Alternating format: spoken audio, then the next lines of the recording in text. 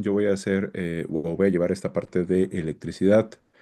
En este caso, pues vamos a hablar un poquito sobre cómo se compone la parte del diseño eléctrico en una residencia y algunos conceptos que debemos de entender con respecto a la electricidad.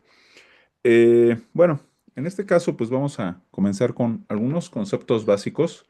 Estos conceptos básicos se vuelven relevantes al momento de hablar de instalaciones eléctricas porque, pues, sí es importante entender algunos de ellos para poder elegir, por ejemplo, conductor o para poder elegir las protecciones, ¿no? O saber si estamos utilizando o nos está llegando más bien la atención adecuada por parte del suministrador, en este caso CFE. Entonces, por eso estos conceptos sí se vuelven algo importantes, ¿vale? Entonces vamos a comenzar. En este caso, hay algunos conceptos con los cuales a lo mejor ya estamos algo familiarizados o hemos estado o hemos escuchado en alguna ocasión o hemos leído de este concepto en algún instructivo, ¿no? Que es en el caso de la tensión. La tensión también se le conoce coloquialmente como voltaje, ¿no? Entonces, mucha gente pues sí ha escuchado este concepto de voltaje, de la capacidad o más bien lo que a cuánto voltaje se requiere conectar algún elemento, ¿no? Un televisor, un horno de microondas, una estufa eléctrica. Entonces, este concepto es importante. Bueno, vamos a ver. Debemos de saber que la electricidad básicamente es un flujo de electrones, ¿no? Los electrones están prácticamente en los átomos. Entonces, no todos los átomos van a permitir este flujo, pero aquellos átomos que sí lo permiten, de los materiales que lo permiten, pues les llamamos conductores. Ya hablemos de los metales, ¿no? Los metales son elementos que permiten este flujo de electrones. La tensión o el voltaje es la fuerza que los mueve, es la fuerza que les va a permitir que fluyan. ¿Cómo funciona? Bueno, pues básicamente los electrones son una carga negativa de los átomos. Los átomos, muy a grosso modo, no voy a ahondar mucho en esto porque tampoco soy físico ni físico cuántico menos. Básicamente los electrones es una carga negativa y los mismos átomos en el núcleo tienen una carga positiva y una carga neutra. Las cargas negativas y las cargas positivas se van a ver siempre atraídas y las cargas negativas entre sí mismas se van a ver repelidas, más o menos como si fuera un imán, ¿no? Entonces, cuando hay una carga o una gran cantidad de carga negativa, pues está repeliendo entre ellas mismas y cuando encuentran una carga opuesta o que hay menos cantidad de electrones, pues se van a ver atraídas, ¿no? O sea, va a haber un flujo, va a haber una atracción. Y va a haber dos fuerzas que van a influir a través de los electrones. Una es de repulsión de los mismos electrones, de las mismas cargas negativas, y otra es de atracción de las cargas positivas, ¿no? Entonces va a haber una fuerza que atrae y una fuerza que empuja. ¿M? Entonces, esta fuerza es la que nosotros conocemos como tensión. Normalmente, por ejemplo, CFE en una instalación monofásica, perdón, pues nos ofrece 127 volts, ¿no? Que se le dice así coloquialmente, aunque en realidad pues esta tensión puede variar, ¿no? Puede llegarnos 120, 123, 125, 127 está bien, 130 ya está un poquito elevado, ya que nos llega un poquito más allá de esto, pues sí, en una instalación monofásica entre fase y neutro, ahorita vamos a hablar de esto, pues sí ya podría estar elevado, ¿no? Pero cuando hablamos de una instalación bifásica, o sea que nos van a dar dos fases, ahorita explico este punto, pues nos van a entregar más o menos 220, entonces también es correcta esta tensión a partir de un sistema bifásico. Entonces, la tensión va a ser la fuerza que va a hacer que fluya la electricidad, ¿no? Entonces, si consideramos a los electrones trabajadores, la tensión es la fuerza que tienen para trabajar. Por eso se vuelve relevante, ¿no? Saber que si nos está llegando una tensión correcta, si estamos alimentando correctamente nuestros equipos o los elementos que pues tengamos que alimentar, ¿no? Nuestros circuitos. Entonces, por eso se vuelve relevante, ¿sale? Ahora, en este caso, pues nosotros siempre vamos a manejar bajas tensiones en instalaciones residenciales, comerciales, pues sería un 127, 220, 440 en comercio, pero ya eso ya va más hacia industria.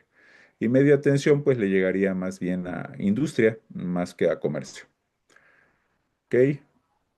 Ahora, en este caso, pues aquí podemos ver justamente la tensión, pero aquí vamos a encontrar dos tipos de tensión, tensión en corriente continua y tensión en corriente alterna. En este caso es la forma en cómo se produce la electricidad, ¿no? Corriente directa, pues podríamos considerar que lo produce una batería. ¿Qué quiere decir? Que siempre va en un solo sentido, va del negativo al positivo, nada más, es una sola dirección. Y la corriente alterna la produce un generador, ¿no? Y esta lo produce a través de un imán. Básicamente un generador es un gran imán enorme, donde voy a tener un polo norte, un polo sur. Y el magnetismo y la electricidad están sumamente ligados, ¿no? O sea, donde hay electricidad vamos a encontrar magnetismo. Lo que sucede es que ponen a un conductor, a un metal, a cortar las líneas de un campo magnético, ¿no? Entonces, al cortar estas líneas de un campo magnético, va a haber un punto donde atraiga a los electrones y otro punto donde los repele. Entonces, los atrae y los repele constantemente. Y esto va a provocar esta parte de corriente alterna, ¿sale? Esto es importante porque la forma de generar corriente alterna a mí bueno, normalmente nos permite transmitir tensión a grandes distancias. Y esto es porque la tensión, si yo tengo una gran distancia, puede caer. La fuerza va a ir disminuyendo. Conforme más longitud tenga un conductor, puede ir disminuyendo. Y esto sucede mucho en corriente directa. Pero en corriente alterna, tengo un elemento que me permite a mí mantener esta tensión, que es el transformador. El transformador me permite elevar la tensión, me permite bajar la tensión o me permite mantener la tensión.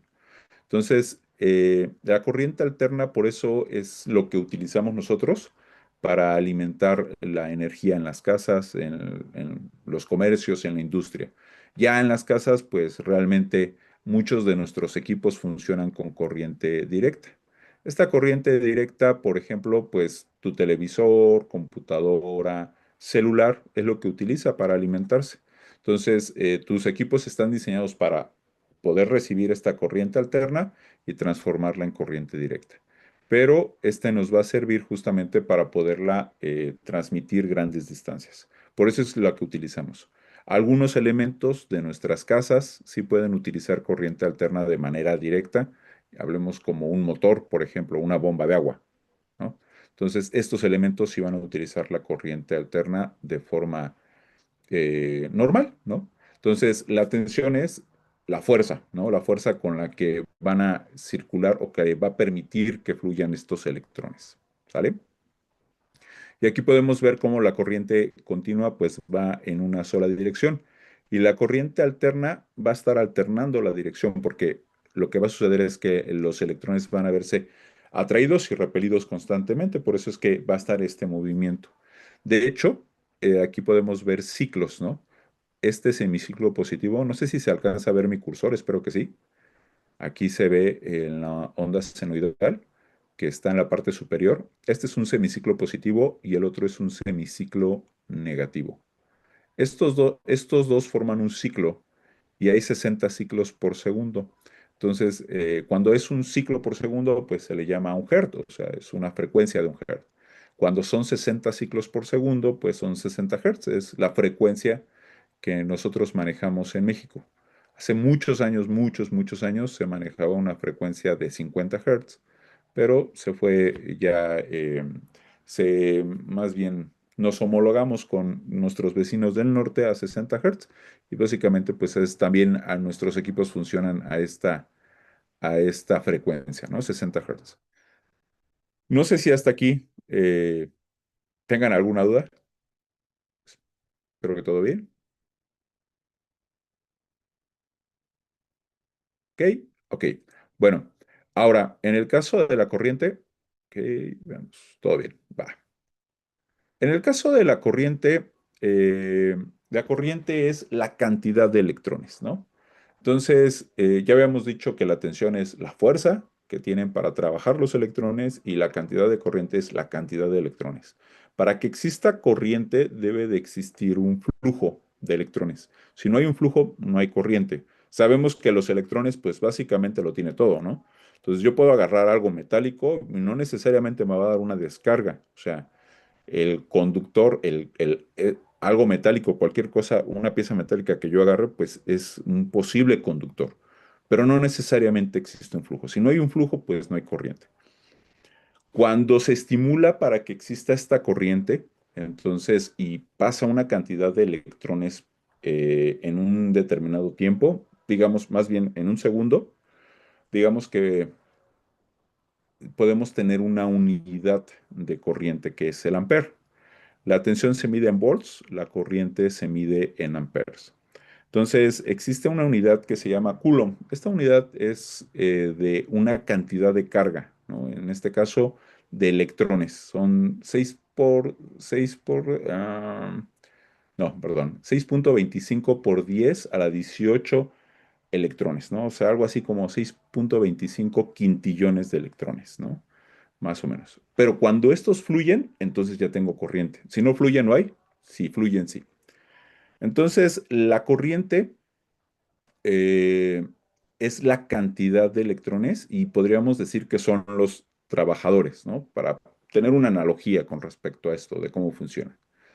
Entonces, son conceptos que mucha gente piensa que van de la mano, que son directamente proporcionales, pero la realidad es que no.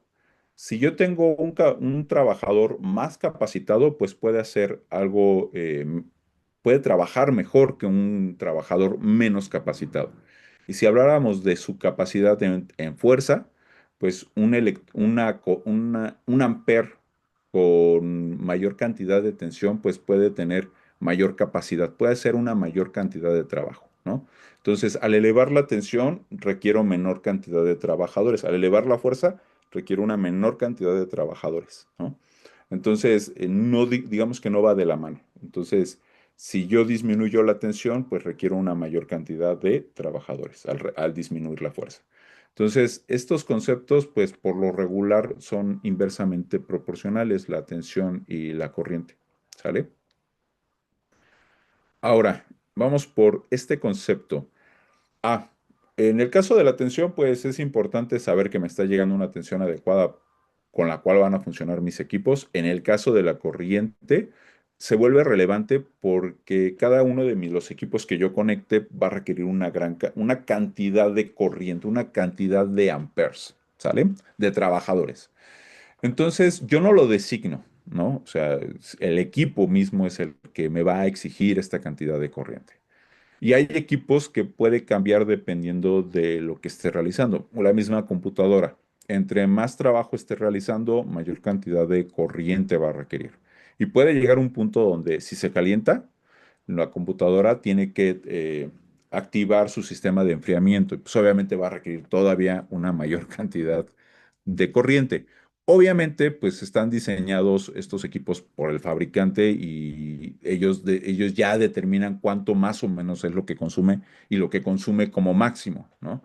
Pero pues obviamente no todas las computadoras son iguales o todos los equipos son iguales, ¿no?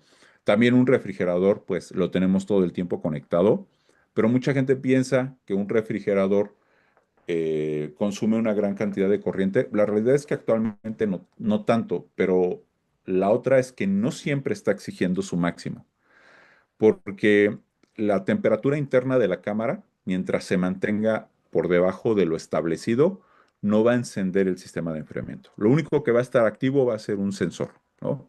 Algo que va a estar sensando la temperatura interna de la cámara. Cuando la temperatura del refrigerador se eleva, entonces se activa el sistema de enfriamiento y es cuando realmente va a requerir su mayor capacidad de corriente. Aunque actualmente pues, los refrigeradores ya no consumen tanto como antes, ¿no? Entonces, pero la corriente o el consumo de corriente pues es dinámico, no siempre es el mismo, siempre va a ir cambiando dependiendo de la necesidad. Y obviamente en una casa, pues esto también se ve reflejado porque en una casa, pues dependiendo de la cantidad de personas que vivan en la casa y la cantidad de cosas que se estén utilizando dentro de la casa. Entonces, por ejemplo, a lo largo del día, si una casa se queda sola, pues va a disminuir su consumo de corriente al mínimo. No desaparece, pero sí va a disminuir. Y digo no desaparece porque pues si apagas la tele y queda un LED encendido, significa que pues, ese LED se tiene que alimentar de algo, ¿no? El horno de microondas no lo usas, pero tiene un display que queda encendido, igual se está alimentando de algo. Entonces, todo lo que queda de alguna manera encendido o en un sistema como de reposo, pero mantenga algo alimentado, siempre va a exigir una pequeña cantidad de corriente. Entonces, no la eliminamos por completo, pero sí disminuye al mínimo. Y conforme la gente va llegando a la casa y va prendiendo luces, y va prendiendo televisor, computadora, horno de microondas, pues obviamente la corriente va exigiendo una cantidad mayor, ¿no?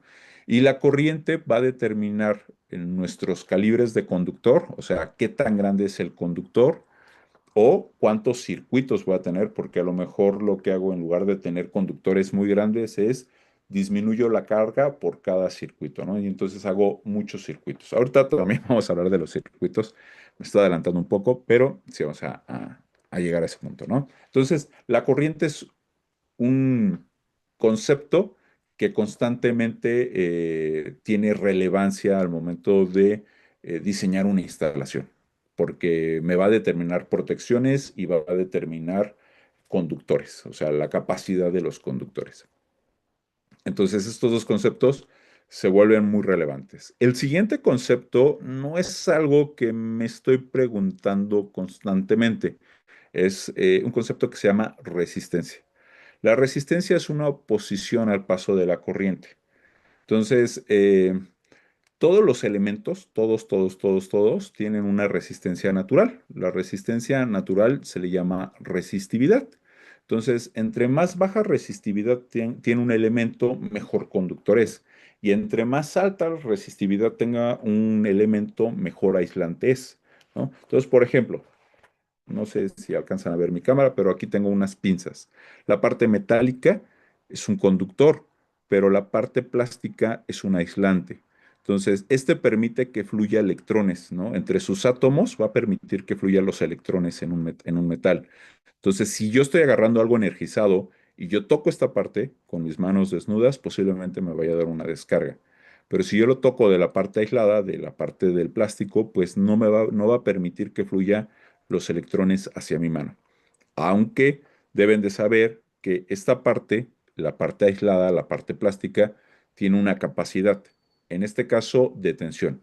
Si hay una tensión muy grande, una fuerza muy grande, puede rebasar el aislante y darme una descarga, ¿no? Entonces, normalmente las herramientas eléctricas, por lo regular, están diseñadas para soportar una capacidad por ahí de 600 volts o hasta 1000 volts, ¿no? Dependiendo, pero sí podría verse, si el aislante estuviera dañado, pues se podría haber comprometido.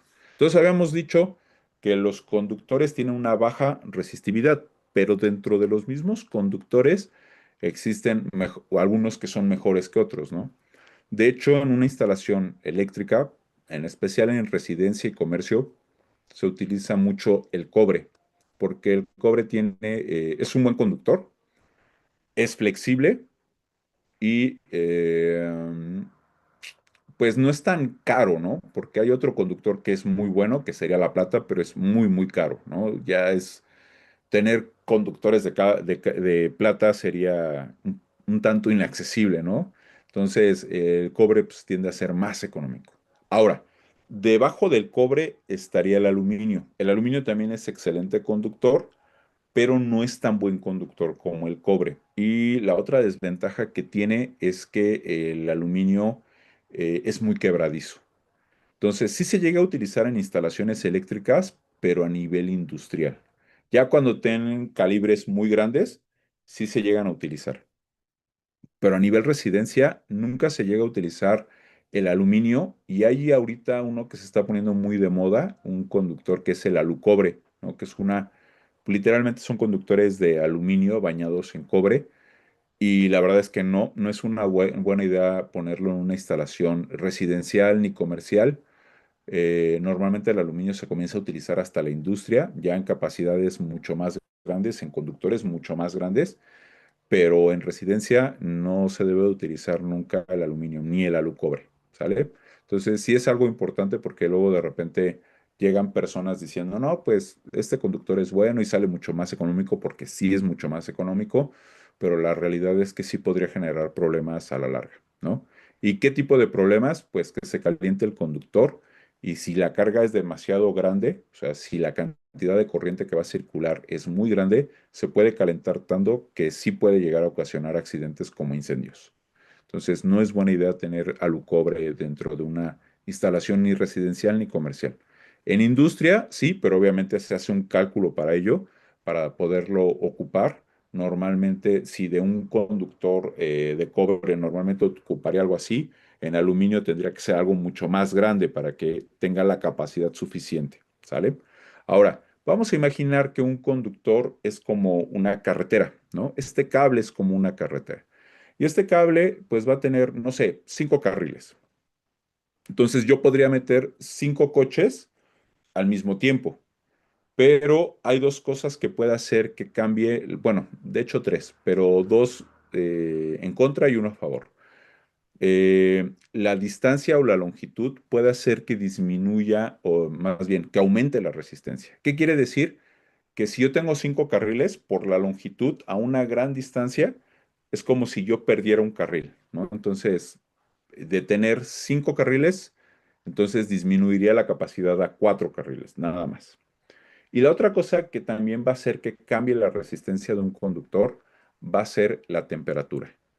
Y esto provoca que si yo estoy haciendo la instalación o el diseño de una instalación en Ciudad de México y estoy haciendo otra en Monterrey y las dos son idénticas, tengo las mismas cargas, o sea, los mismos equipos, voy a ocupar los mismos equipos, tengo todo igual, pero por las temperaturas que manejan en Monterrey, a diferencia de Ciudad de México, pues va a provocar que los conductores sean mucho más gruesos que los de Ciudad de México, ¿no? Lo mismo sucede no sé, lugares como Acapulco, Villahermosa, obviamente donde hay un calor excesivo, ¿no? Entonces, Ciudad de México todavía no está a esos niveles de calor. 30 grados todavía es algo, digamos, aceptable, pero ya digamos, Villahermosa, que alcanza 45 grados centígrados, pues sí comienza a afectarle, ¿no? Entonces, existen algunos factores de corrección de temperatura que van a provocar que eleve el calibre del conductor, ¿no? O sea, el grosor del conductor se tendría que aumentar para que no genere ningún problema, ¿sale? Entonces, la resistencia va a aumentar, se aumenta la longitud y se aumenta la temperatura. Y si aumenta el grosor, va a hacer que disminuya la resistencia, ¿no? Entonces, por eso es que nosotros para combatir este tipo de problemas, lo que se hace es aumentar el grosor del conductor, porque lo que haríamos es como aumentar la cantidad de carriles y al perder los carriles, ya sea por la longitud o ya sea por la temperatura, pues tener los carriles suficientes para que circulen nuestros coches, que en este caso sería la corriente, ¿sale? La resistencia es justamente eso, una oposición al paso de la corriente. No sé si hasta aquí vamos bien o hay alguna duda. ¿Todo bien?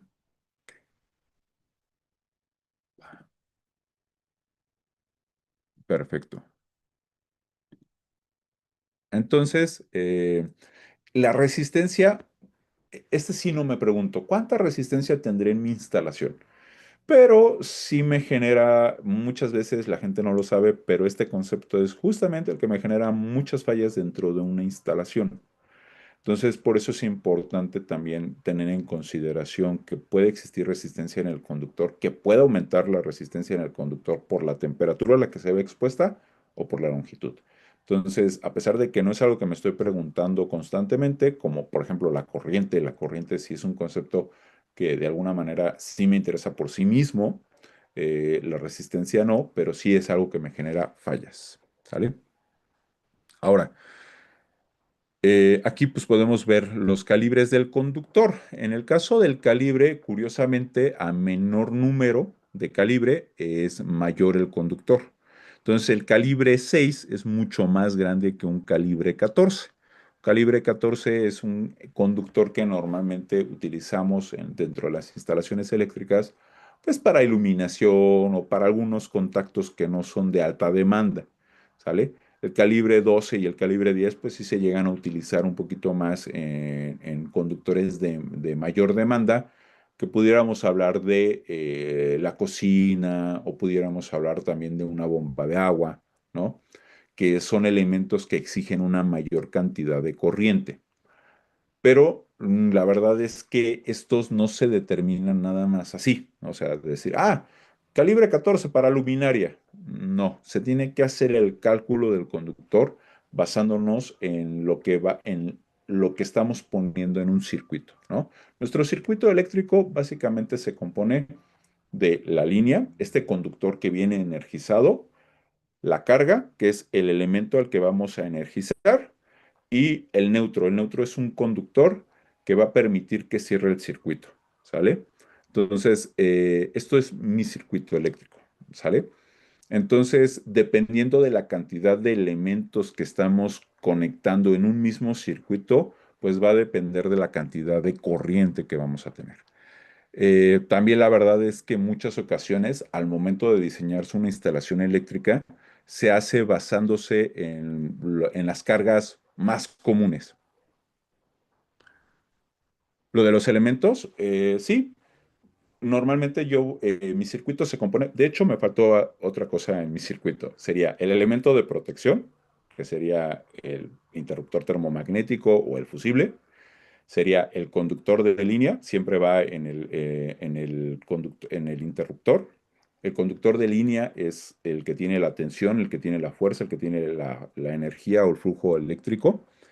Luego vamos a tener los elementos que podrían ser lo que vamos a alimentar, ya sean luminarias, ya sea televisor, la computadora, un horno de microondas, licuadora, los elementos a conectar, ¿no? Esa va a ser nuestra carga y un conductor que sería el neutro con el cual cerraríamos el circuito, ¿sale? Ahora, hay otra cosa. Algunos circuitos pueden ir alimentados por dos fases, o sea, fase uno y fase 2. Voy a regresar tantito. Aquí cuando vimos lo de corriente alterna, este sería la corriente alterna de una fase. Pero cuando yo tengo una segunda fase, se haría otro ciclo, pero desfasado a este. ¿Sale? Entonces, sí es importante considerar que estas dos fases no son la misma, no son iguales, están desfasadas entre sí. O sea, es como si tuviera otra onda senoidal, digamos, naciendo aquí y no está sincronizada con la otra. Entonces, hay elementos a los cuales yo puedo conectar a dos fases, como una bomba de agua, ¿no? A 220. Y entonces el circuito se compondría de dos fases y ya no llevaría un neutro, ¿sale? Cerraría el circuito con la otra fase. Ahora, en el caso de los calibres, se tiene que hacer o se hace un cálculo, de hecho son dos cálculos los que se tendrían que realizar para poder determinar el calibre del conductor. ¿Sale? Entonces, más adelante sí vamos a hablar un poquito sobre los cálculos que se tendrían que hacer para determinar el calibre del conductor, pero normalmente el calibre 6 y el calibre 8 serían los conductores de alimentación general, o sea, lo que llegaría por parte, de hecho, desde CFE, ¿no? Lo que yo dispongo para que se conecte de CFE a mi instalación, que sería la cometida, que también vamos a hablar de ella más adelante, y ya de ahí a mi interruptor principal y de mi interruptor principal a mi centro de cargas. Es buena idea usar una fase para contactos y otra fase para luminarias para evitar caídas de potencia de luz luminaria cuando se usa secadora de pelo o algún taladro. ¿Es común que se separe los contactos de la luminaria? Sí. No es obligatorio y esto va a depender del área. Por ejemplo, bueno, de hecho sí hay lugares donde es obligatorio. Cocina, que es un lugar donde tengo una gran cantidad de consumo de corriente, sí, es importante que el circuito sea exclusivamente de contactos de cocina. De hecho, la norma me pediría que si es una vivienda de más de 60 metros cuadrados, tenga dos circuitos para contactos de cocina exclusivamente. Y al menos dos circuitos. Podría haber más, pero al menos dos circuitos. Pero lugares como, por ejemplo, una recámara podrían ni estar dentro del mismo circuito la luminaria y los contactos, porque no se espera que en el contacto se conecte algo de una capacidad superior. Lo que conectaríamos a lo mejor una recámara que a lo mejor sería demasiado, bueno, que sería lo máximo que consumiría, sería un televisor y no generaría realmente una caída de tensión en la luminaria y nada por el estilo. Entonces, en residencia hay espacios donde sí me permite combinarlo, pero hay otros que no, como podría ser la cocina o la lavadora, ¿no? El área de lavado. En el caso de la industria, ahí sí es mucho más marcado, ¿no? Ahí sí lo tienen totalmente separado los contactos de la luminaria, porque las capacidades que se manejan en industria son muy superiores. Lo que yo conecte es seguro que va a consumir una gran cantidad de energía, ¿no? Entonces, en estos espacios sí, siempre se separan. Y también sucede mucho en comercio. Por ejemplo, una cafetería, por lo regular hay cafeterías donde tengo, no sé, una cafetera, la cafetera lleva su propio circuito, el horno lleva su propio circuito por la cantidad de demanda que tiene. Y la luminaria sí va totalmente independiente, ¿sale? Entonces, depende de los casos, pero sí hay casos muy puntuales donde sí van separados y hay otros casos donde sí podrían ir en conjunto, pero solamente en residencia y en espacios donde no hay una gran demanda, como podría ser una recámara, ¿sale? Entonces les comentaba, estos dos serían los de alimentación, el calibre 6 y el calibre 8, dependiendo de las capacidades. Calibre 10, pues quedaría más como para a lo mejor una bomba de agua, podría ser, algún elemento que sí tenga un gran consumo. También el calibre 12. El calibre 10 y el calibre 12 serían como para los contactos de cocina, más o menos. Y el calibre 14 como para circuitos generales que tengan que no tengan una gran demanda, como podrían ser una recámara. Y les comentaba, cuando se hace el diseño de una instalación, pues esto va a depender. Se puede hacer, si lo estoy haciendo con el dueño, con la persona que lo va a habitar, pues es más factible porque ya puedo entender lo que requiere o sus necesidades. Pero cuando se está diseñando para un tercero, digamos, yo estoy trabajando para un arquitecto y el arquitecto está diseñando la casa, pero todavía yo no conozco a las personas que van a habitarla. Es más, todavía ni siquiera se ha vendido la casa. Entonces se vuelve un dilema y se considera como las cargas más comunes, ¿no? Las más convencionales, ¿no? Suponemos que va a tener horno de microondas, suponemos que en un área va a tener televisor, que en un área va a tener a lo mejor un centro de entretenimiento, pues las cargas más comunes que pudiera llegar a tener en un cuarto. Pero en muchas ocasiones, cuando llega a habitar la persona, pues puede tener una forma de consumo distinta, ¿no? Digo, no es algo usual, pero alguien que a lo mejor le guste tener peceras, ¿no? Dice, no, pues, sabes que a mí no me gustan ni la televisión ni la computadora, pero me encanta tener peceras y entonces tienen muchas peceras, pues se tiene que recalcular la instalación basándose en las necesidades de esta persona, ¿no? Entonces, de repente las personas piensan que, un contacto, una clavija y es magia. Y pues no, o sea, sí se tiene que considerar. Obviamente se tiene que dejar, o se tiene que pensar que en una cocina es donde voy a tener una mayor cantidad de consumo de corriente y que a lo mejor una recámara no tanto, ¿no? O sea, a lo mejor conectaré un taladro, pero no será algo común, ¿no?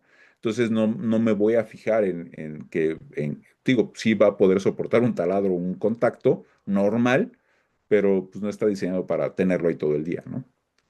No sé si respondí tu pregunta, si, si fue satisfactoria la respuesta, mejor dicho.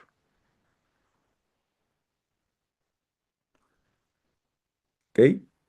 Perfecto. Entonces, en este caso, ah, perdón, me salté un comentario. Dice, una consulta personal. En un inmueble, en la cocina, van varios electrodomésticos que se descomponen. Ya fueron dos personas a revisar y dicen que todo bien, No sé si hay algo más que quizá no miden o saben que pueda estar afectando. Porque en otros conec- conectores del inmueble no hay ningún tema, solo en la cocina. Pues es que no sabría decirte porque tendríamos que ver qué tipo de daño han sufrido este tipo de elementos y también tendríamos que medir la tensión que está llegando, la cantidad de tensión que está llegando porque hay ciertos equipos que se pueden ver dañados por la tensión, a lo mejor no está llegando una buena tensión o se genera una caída de tensión y esto a futuro pueda dañar el elemento. Pero la realidad es que darte un diagnóstico nada más así por lo que me describes sería complejo, porque al final de cuentas no es mala onda, pero es como si me dijeras, me duele la cabeza, ¿qué cree que tenga, doctor? Y yo sí, pues hay muchas cosas, dolor de cabeza, pero muchas cosas lo pueden ocasionar, ¿no? Entonces, hay síntomas que me estás mencionando pero podría ser varias cosas. También otra cosa que me puedo imaginar es que pues necesites tierra física, a lo mejor, no lo sé, habría que analizar ahora sí que el caso particular, ¿no? Porque no, no siempre es la respuesta, una respuesta para todos. Perdón, ahí sí, me disculpo. No hay por qué. En este caso, la potencia. La potencia, este sí me interesa. La potencia es una relación entre la tensión y la corriente, ¿no? ¿Qué tanta cantidad de trabajadores requiero? ¿Con qué tanta fuerza lo requiero? ¿No? Entonces, por lo regular, es común que en una instalación tengamos 127 volts, ¿no? Y la cantidad de corriente, pues, es la que va a determinar la potencia. La potencia también se le conoce como la rapidez con la que se realiza un trabajo, joules sobre segundo, trabajo sobre tiempo. En electricidad es la tensión por la corriente, ¿no? ¿Qué tanto puede desplazar, qué tanta tensión, qué tan rápido puede desplazar la tensión a a la corriente, ¿no? Entonces, ¿cómo funciona esto? Digamos que yo soy un amper, soy una unidad de corriente y yo tengo una fuerza de 127 volts. Entonces, si a mí me piden que yo traslade cajas de un lugar, de un punto A a un punto B, a lo mejor mi capacidad, mi fuerza solamente me va a dar para que yo transporte una caja por vuelta. Entonces, yo tengo que ir por la caja, llevarla del punto A al punto B, regresar al punto A, agarrar la otra caja y así. Entonces, a lo mejor esta persona dice, ¿sabes qué? No me sirves, necesito a alguien mucho más fuerte. Y entonces contrata a otra persona más fuerte. Esta persona sigue representando un amper, una unidad de corriente, pero tiene una mayor fuerza, tiene una fuerza de 220 volts y esto le va a permitir trasladar dos cajas, ¿no? Entonces agarra sus dos cajas y por vuelta va a trasladar dos cajas. Entonces esto quiere decir que él acabaría en la mitad de tiempo que yo acabaría, ¿no?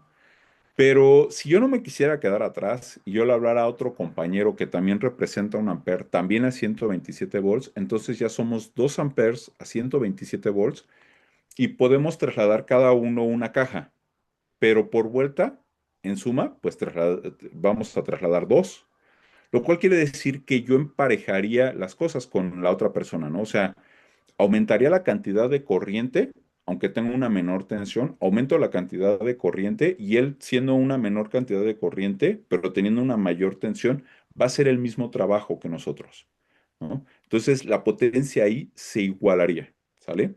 Entonces, la potencia es esta capacidad. Ahora, ¿por qué se vuelve relevante? Porque la capacidad de potencia es, dependiendo de la capacidad de potencia de tu casa o de la casa o de la vivienda, es como se hace un contrato con CFE, ¿no? Entonces CFE te dice, oye, bueno, normalmente nosotros como electricistas sí hacemos un cálculo de cargas y hacemos un cálculo de la potencia o la capacidad de una casa. CFE le va a valer. O sea, CFE, yo puedo llegar con mi cálculo y decir, qué bonito cálculo. ¿cuántos focos tienes? ¿No? Entonces, no importa cuál sea mi cálculo, él lo que me va a preguntar es la cantidad de focos, la cantidad de equipos, qué tipo de equipos, si tengo una estufa eléctrica, si tengo una regadera eléctrica, si tengo estos elementos. Y entonces, basándose en la cantidad de elementos o equipos que yo tengo, me va a decir si me corresponde una instalación monofásica o una instalación bifásica. ¿Sale? Pero la realidad es que no es necesariamente el que yo tenga una mayor capacidad instalada significa que voy a consumir más. En teoría sí, ¿no? Pero si yo tengo, por ejemplo, una casa con 4 personas y tengo otra casa idéntica con los mismos equipos, pero en esta en lugar de ser 4, nada más habitan 2, pues obviamente la que tiene 4 personas va a consumir más, porque cuando lleguen las 4 personas a estar dentro de la casa, pues se van a distribuir dentro de la casa y van a prender una mayor cantidad de elementos, mayor cantidad de luz, mayor cantidad a lo mejor de televisor, de computadoras, horno de microondas, al mismo tiempo, ¿no? Y esto va a generar un mayor consumo. En cambio, 2 personas, pues no van a requerir, bueno, digo, también existen personas que desperdician mucho la energía, pero no van a estar requiriendo o no requieren prender la misma cantidad de luces que 4 personas o la misma cantidad de equipos que 4 personas. Entonces, esto se va a hacer que cambie la cantidad de potencia. Pero siempre se va a basar la capacidad o lo que te va a dar ACF a ti, si te va a dar una instalación monofásica o bifásica, no en la cantidad de personas que la habitan, sino en la cantidad de elementos, ¿sale? Y vuelvo a repetir, no significa que yo consuma más. O sea, puede ser que a lo mejor las dos casas tengan una estufa eléctrica, pero las 2 personas ocupen menos la estufa eléctrica y las 4 personas lo estén ocupando más constantemente y por lo tanto van a tener un mayor consumo. ¿Sale? ¿Sí se entendió este punto de la parte de la potencia? Espero que sí. Ok, bueno, en este caso hay otra cosa que debemos de considerar de la potencia. En el caso de tensión, corriente, son conceptos pues enfocados a electricidad, pero en el caso de potencia pues no es exclusivo de la electricidad, ¿no? También, de hecho, pues vamos a tener potencia mecánica, los famosos HP, horsepower o caballos de fuerza. En este caso, digamos que existen equivalencias, ¿no? O sea, por ejemplo, digamos que mi mano tiene 746 watts y esto equivale a un HP, que digamos que esta es la capacidad de mi otra mano, ¿no? Entonces, quiere decir que mis dos manos tienen la misma capacidad de trabajo. ¿Sale? Que esta mano de 746 watts que equivalen a un caballo de fuerza, tienen la misma capacidad, pueden hacer lo mismo. Pero si yo quiero trasladar esta fuerza y la quiero convertir en fuerza, perdón, esta potencia la quiero transformar en potencia mecánica, voy a tener pérdidas, ¿no? O sea, al tratar de transformarla, voy a tener pérdidas. Entonces, estos 746 no se van a transformar directamente en un caballo de fuerza, sino va a transformarse en una menor cantidad, ¿no? A lo mejor, no sé, en 0,6 caballos de fuerza, ¿no? Entonces, va a disminuir. ¿Y esto por qué sucede?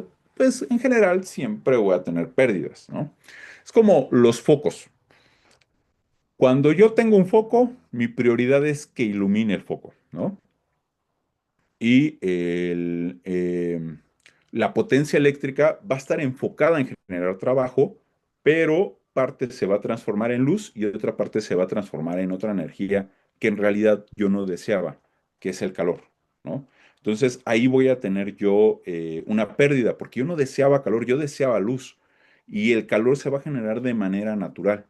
Entonces, por eso es que yo no puedo transformar una potencia eléctrica en mecánica uno a uno, o viceversa, una potencia mecánica en eléctrica uno a uno. Siempre voy a tener una pérdida, ¿sale? Entonces, esto es algo que siempre sucede. Pero si yo tuviera 746 watts aquí trabajando y aquí un HP trabajando, pues prácticamente harían lo mismo, tendrían la misma capacidad de trabajo, ¿sale? Y esto, pues sí, lo van a ver mucho en motores, porque básicamente un motor transforma energía eléctrica en energía mecánica. Y aquí era lo que hablábamos del circuito, ¿no? Este es un circuito básico donde tengo una fuente, un generador, Mi generador, obviamente, en una instalación residencial o industrial o comercial, pues obviamente no está aquí, ¿no? De hecho, está muy lejos, ¿no? Se está generando en un lugar muy lejos y aquí va a llegar a través de transmisión eléctrica, a través de estas torres eléctricas, va a llegar a subestaciones donde van a bajar la tensión y luego la van a distribuir a los distintos barrios y van a bajar a transformadores. Por medio de transformadores van a bajar de nuevo la tensión a algo más aceptable para que nosotros podamos manejar dentro de nuestras casas. ¿Sale? Entonces mi generador pues no está aquí, ¿no? Entonces mi fuente pues, la voy a considerar mi alimentación, ¿no? En este caso, mi acometida, que es la derivación de parte de mi suministrador hacia mi instalación, ¿no? O sea, es esta línea que va a bajar de la red hacia mi instalación. Ese va a ser, digamos, mi fuente. Luego va a tener el conductor, que en este caso vamos a tener la fase o la línea, ¿no? Y el elemento de control. Los elementos de control, pues, van a ser justamente eso, algo que va a controlar la línea, el paso o el flujo. Y también podría tener algún elemento de protección, como pudiera ser un fusible, un interruptor termomagnético, que también va a controlar, pero también me va a proteger, ¿sale? Y ahorita vamos a hablar de qué me va a proteger. Ahora, en este caso el control me va a permitir que llegue o no la energía hacia mi elemento, en este caso un foco. Y va a cerrar el circuito, aquí veo un conductor azul, que sería el neutro o en este caso el negativo. Hay algo curioso que deben de saber. Bueno, esto ya es una mera curiosidad, pero para que lo sepan. Durante mucho tiempo, cuando se estudió la electricidad, se pensaba que la carga que estaba en movimiento era la carga positiva. Entonces, por eso, aquel que tiene la energía eléctrica se le llama positivo. Pero después de mucho tiempo descubrieron que, ¿qué creen, chicos? La regamos. No era la carga positiva la que estaba en movimiento, la carga negativa es la que se encuentra en movimiento, la carga positiva no. Entonces ellos pensaron, bueno, ¿qué hacemos? Pues ya hay muchos libros con este concepto de que la carga positiva era la que estaba en movimiento. Y se dieron cuenta que matemáticamente no les afectaba en nada, o sea, decir que si la carga positiva era la que se movía a la carga negativa, pues era lo mismo que la carga negativa moverse a la positiva. Entonces, matemáticamente no les afectaba y se quedó así. Y esto se llama corriente convencional, donde el positivo es el que tiene el flujo, cuando en realidad este sería negativo, no el positivo. Y el negativo es el que cierra, ¿sale? Por eso van a encontrar el negativo como el conductor neutro y el positivo como el conductor energizado, aunque la realidad es opuesta. Entonces, básicamente así se compone un circuito, ¿sale? Ya en una instalación más grande, pues ya es, obviamente no va a tener un foquito, va a tener un apagador con 4 focos, otro apagador con 3 focos y puede tener una mayor cantidad de capacidad, ¿no? Y va a tener contactos y elementos o distintos elementos, dependiendo del circuito, si es un circuito mixto, bueno, perdón, un circuito de fuerza, un circuito de alumbrado, un circuito de alumbrado y fuerza, un circuito de algún motor, ¿no? Entonces va cambiando. Y aquí pues ya podemos ver algo más real, ¿no? Donde voy a tener la línea, voy a tener el neutro en este caso se ve por el conductor blanco, la tierra física que sería el verde. El conductor de tierra física es más bien como si fuera un pequeño desagüe, por decirlo así. Va a servir como una protección. Más adelante voy a hablar también de nuevo de la tierra física, pero la tierra física, su funcionamiento normal es que no circule ninguna tensión, ninguna corriente a través de él. Ese es su funcionamiento normal, ¿no? Obviamente, cuando ya comienza a circular una tensión, una corriente, pues va a entrar un sistema de protección, pero voy a hablar un poquito más adelante para no estarnos confundiendo ahorita con él, ¿sale? Entonces, de momento, fase y neutro y nuestros elementos de carga que pueden ser contactos, luminarias, obviamente un contacto es un puerto que está esperando a un equipo que sea conectado, ¿no? Entonces, pues normalmente se espera, hay contactos dentro de una casa que ya están pensados específicamente para algo, o sea, El contacto de nuestro refrigerador, del refrigerador, solamente funciona para el refrigerador y nada más. El contacto del horno de microondas, por lo regular, es un elemento que no movemos y funciona como tal, nada más para este elemento. Pero hay otros contactos que, pues, están a disposición para lo que querramos conectar, ¿no? De hecho, por ejemplo, en un cuarto puedo asegurar que a lo mejor tienes un contacto que tienes en disposición específicamente para conectar tu celular. Y hay otros contactos que no ocupas o no has ocupado en un montón de tiempo y están ahí a disposición para en el momento en el que tú lo necesites, ¿no? Entonces, pues existen diferentes tipos de uso del contacto, ¿no? Hay algunos más específicos y otros más abiertos. Ahora, estos circuitos o estos tipos de circuitos, circuito serie y circuito paralelo, por ejemplo, el circuito serie, normalmente no conectamos ninguna carga de esta manera. Podríamos hablar a lo mejor de una serie navideña, pero la realidad es que no es algo que realmente yo voy a conectar o es algo que yo voy a estar conectando, ¿no? Foquito por foquito. Ya viene armada literalmente una serie navideña. ¿Viene conectada así en serie? Sí, pero no es algo que yo armo, ¿no? Pero sí es importante entender porque hay otros elementos que sí puedo conectar así, ¿no? Por ejemplo, en este caso, la alimentación llega primero a una carga, que aquí tengo dos focos, ¿no? Y luego de este foco, en lugar de que llegue directamente el neutro, que es el conductor que va a cerrar el circuito, se manda directamente a otro foco. Y aquí ya conecto el neutro para que cierre el circuito, ¿no? Aquí lo podemos ver mejor aquí en esta batería. Donde tengo el positivo, llega un interruptor, del interruptor alimenta un foco, pero en lugar de que se conecte directamente al neutro, se alimenta al otro foco. El último borne del foco conectó el neutro. ¿Qué es lo que suceder en esta forma de conexión? Bueno, para iniciar, LED, a un LED sí lo podría conectar así, dos, o sea, dos LED así y a lo mejor funcionarían, pero es poco común. Ahora, lo que haría aquí, o cómo, qué es lo que pasaría aquí, lo que sucedería es que la tensión se distribuiría entre los dos focos. Si los dos focos tienen la misma resistencia, me van a generar la misma caída de tensión. Si yo tengo 120 volts de alimentación y tengo dos focos de la misma resistencia, cada uno me generaría una caída de tensión de 60 volts. Y esto provocaría que el foco iluminara menos, no iluminara a toda la intensidad que debería iluminar, sino que se distribuiría la tensión y disminuiría, ¿no? ¿Cómo lo podríamos explicar? ¿Se acuerdan hace ratito que yo les decía que la corriente son los trabajadores y la tensión es la fuerza que tienen para trabajar? Bueno, vamos a imaginar que un grupo de trabajadores sale aquí por el positivo. Va a llegar al primer foco y el primer foco representa el primer lugar de trabajo. Yo como electricista, pues a lo mejor voy y llego a una casa, ¿no? Y entonces aquí voy a perder una cantidad de fuerza. Y como tengo que ir a otra casa y voy a hacer el mismo trabajo en la otra casa, voy a perder la otra cantidad de fuerza aquí.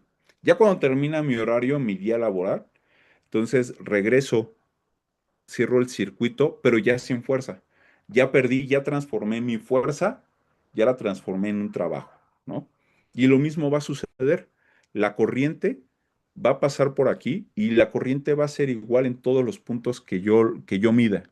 Lo puedo medir aquí, en medio de los focos o al final y voy a tener la misma cantidad de corriente. Pero la tensión se va a distribuir. Si yo midiera entre el negativo y el positivo, a lo mejor me darían 120 volts, pero si mido entre este borne del primer foco y este otro borne, me darían 60, y si mido aquí y acá, me darían 60, porque estaría ahí perdiendo fuerza, ¿no? Y al ser de la misma resistencia, perdería la misma cantidad de fuerza. Si uno aumentara la resistencia, aumentaría la caída de tensión. O sea, si este tuviera una mayor resistencia, tendría una mayor caída de tensión que el otro. Y se notaría porque este brillaría más, ¿no? Iluminaría más y este iluminaría menos. Ahora, nada de focos voy a conectar así en mi instalación, pero sí hay elementos que podría conectar a futuro así, como que paneles solares. ¿no? O sea, los paneles solares, dependiendo del sistema en que se esté desarrollando, ya sea un tipo isla, a lo mejor mi inversor, que es el que va a transformar la corriente directa que produce el panel solar en corriente alterna, que es la que yo ocupo en mis elementos, me va a exigir que tenga una cierta cantidad de tensión. Entonces, si el primer panel, si los paneles solares me producen, digamos, 40 volts y me exige tener 120 volts, tendría que poner un panel solar con otro panel solar, con otro panel solar. Y como cada uno me está produciendo 40 volts, se sumarían al ponerlos en serie. Y al final me daría 120, lo que requiero para que funcione mi inversor. ¿Sale? Entonces, en este caso, sí es algo que en lo que ocuparía este sistema en serie.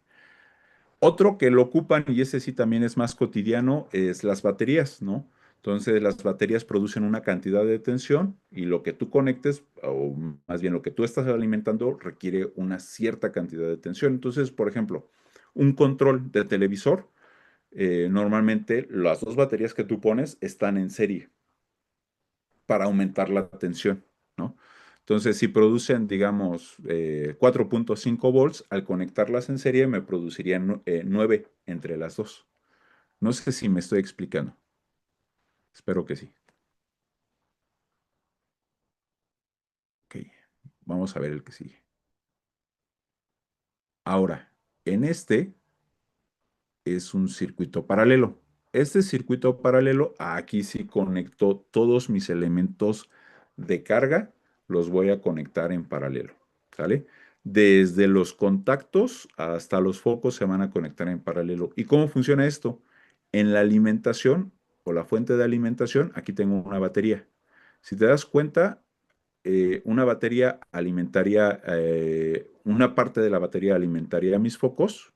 En este caso, fíjate, aquí está alimentando con el positivo y con el negativo está interrumpiendo. Aquí tiene un interruptor para poder controlar la luminaria y el negativo alimentaría a los otros del otro lado de los focos. Quiere decir que a todos mis elementos va a llegar directamente la fase y el neutro, a todos.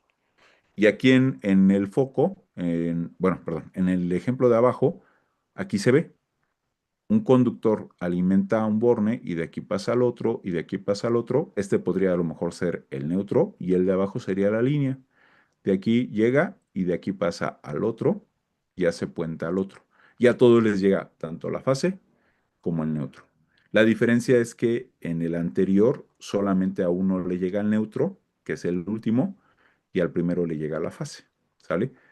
Algo importante, siempre, siempre, siempre, siempre voy a controlar la fase, la línea, el conductor que está energizado. El conductor que es el neutro, el conductor que no tiene energía, este no lo voy a controlar. Solamente voy a controlar al conductor que está energizado. ¿Hasta aquí tenemos alguna duda? ¿No? Ok. Algo importante de los circuitos cuando los conectas en paralelo. Cuando tú conectas los circuitos en paralelo, lo que hace es que aumenta la cantidad de corriente. Por ejemplo, aquí tengo tres focos y en este caso la corriente va a cambiar. En un circuito en serie les había dicho que la tensión se iba a distribuir, la fuerza, pero que la corriente iba a ser la misma. Y en un circuito en paralelo es lo opuesto, la tensión va a ser la misma. Si en la fuente tengo 120, aquí voy a tener una caída de tensión de 120, aquí también voy a tener una caída de tensión de 120 y aquí también. Aquí la fuerza no se va a distribuir, sino que a todos les va a llegar la misma fuerza. La misma fuerza de alimentación es la misma que le va a llegar a todos mis elementos. Y cada uno de ellos me va a exigir una cantidad de corriente. Mm, ¿Por qué se distribuye la, la fuerza, la tensión o la corriente o cómo? ¿Por qué llega la misma fuerza? Ah, porque a todos le está llegando tanto la línea como el neutro. O sea, a todos les estoy distribuyendo la misma tensión. Déjame ver si aquí abajo aparece otro sistema. No, este aparece mixto. Entonces, aquí como me llega directamente la línea de neutro a cada elemento, voy a tener la misma caída de tensión. Entonces, a todo le está llegando la misma tensión y voy a perder esta fuerza. O sea, en todos los elementos de carga se va a perder la fuerza, ¿sale? Porque es como ya trabajó la corriente y va a perder la fuerza, pero como a todos los estoy alimentando con fase y neutro, les llega de manera directa, por eso es que la tensión siempre va a ser la misma. Ojo, en algo muy idealizado, porque recuerda que hace ratito yo te dije que si tengo una distancia muy larga, puede perderse la tensión, ¿no? Pero en este caso que tengo todo tan cerquita, va a ser la misma tensión que le va a llegar a todos y todos van a tener la misma caída. El neutro hace el balance, no, digamos que cierras el circuito. La corriente recuerda que son como los trabajadores, vienen con fuerza por la fase, por la línea. El conductor energizado es el conductor que trae la corriente con fuerza. Cuando llega a su centro de trabajo, que son los focos en este caso, va a transformar esa fuerza en energía, ¿no? En luz y en calor. Y entonces la fuerza se va a perder y la corriente va a regresar por el neutro. Es para que cierre el circuito, tiene que tener el camino de ida y de regreso para que cierre. Mm, no sé si se entendió eso. ¿Sí? Ok. Entonces, el neutro va a hacer esa función, cerrar el circuito. Y como a esto les llegan a todos la fase y el neutro, por eso es que les va a llegar la misma tensión. Pero es como, por ejemplo, si yo tuviera un circuito donde tengo, no sé, digamos, tres contactos. En un contacto tengo una licuadora, en otro conecté mi celular y en otro conecté un horno de microondas. Obviamente el horno de microondas va a ser el que mayor consumo tenga. Luego la licuadora y luego el celular. Entonces no todos tienen la misma cantidad de consumo, no todos van a exigir la misma cantidad de corriente. Me van a exigir la misma tensión, pero no la misma cantidad de trabajadores, ¿no? El celular va a ser el que menos me exija. La licuadora, bueno, también dependiendo de qué licuadora, porque también hay licuadoras ya semiprofesionales que sí consumen bastante, pero por lo regular no consumen tanto como un horno de microondas. Sí, la carga instalada es lo que yo decidí que para lo que va a servir. Aunque ya en una instalación, que vamos a hablar un poquito más, en el diseño de una instalación, por ejemplo, hay cosas a los que yo le voy a asignar valor, ¿no? Por ejemplo, un contacto. ¿Para qué lo van a ocupar? No lo sé. Yo le voy a asignar un valor de una potencia, 180 watts, ¿no? Pero a lo mejor no lo ocupan. Y a esto se le llama factor de demanda. ¿Qué quiere decir? Yo tengo una carga instalada, o sea, tengo una instalación, una carga instalada, pero no es lo mismo que van a ocupar. Y es que cuando tú llegas, por ejemplo, a una casa, sí tienes los focos y la disposición para que ocupe todos los focos, pero nadie llega y prende todas las luces, ¿no? O sea, prende las luces de los espacios que ocupas. Entonces, y lo mismo sucede, ¿no? Era lo que les digo a mis alumnos. Normalmente, pues, no vamos, no hay como fiestas de lavar la ropa. Entonces, o lavas la ropa o haces una fiesta. Entonces, no haces las dos cosas a la vez, ¿vale?